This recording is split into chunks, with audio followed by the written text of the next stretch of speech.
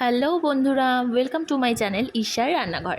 আজকে আমার রেসিপি আলু বেগুন দিয়ে শিং মাছের ঝোল।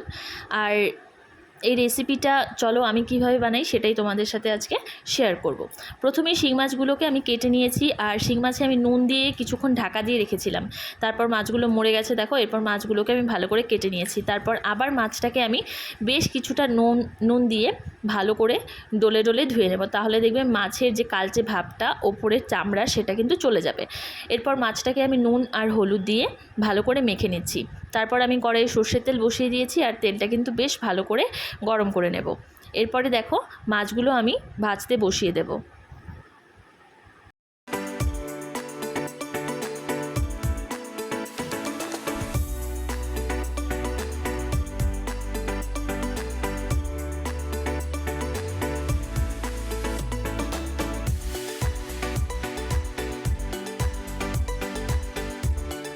দেখো মাছগুলো কিন্তু আমি খুব ভালো করে ভেজে নিয়েছি।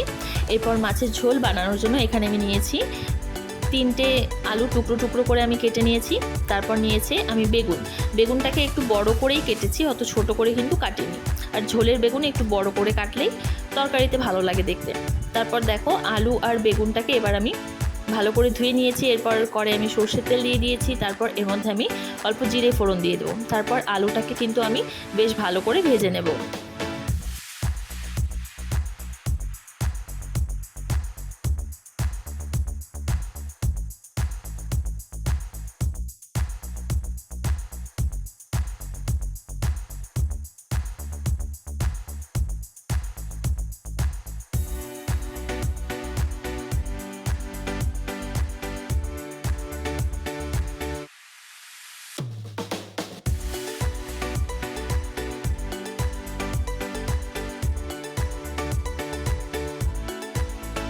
দেখো আলুটা কিন্তু আমি ভালো করে ভেজে নিয়েছি। এরপর এর মধ্যে আমি বেগুনটা দিয়ে দিচ্ছি।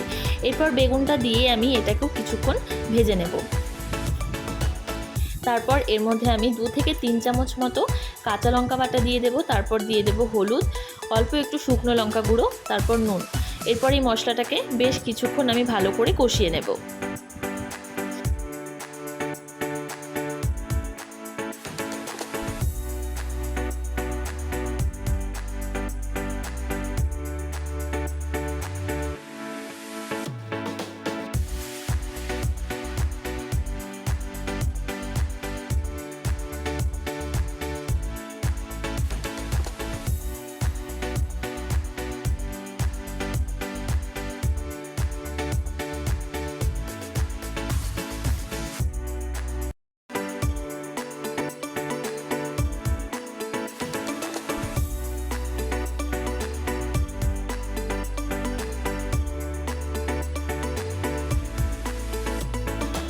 দেখো মশলাটা কিন্তু আমি 5 থেকে 7 মিনিট মতো ভালো করে কষিয়ে নিয়েছি। এরপর এর মধ্যে আমি পরিমাণ মতো জল দিয়ে দেবো।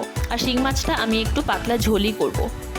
এই শিং মাছ কিন্তু আমাদের স্বাস্থ্যের পক্ষে ভীষণ ভালো, আর এই মাছের কিন্তু পাতলা ঝোলটাই বেশি ভালো লাগে খেতে।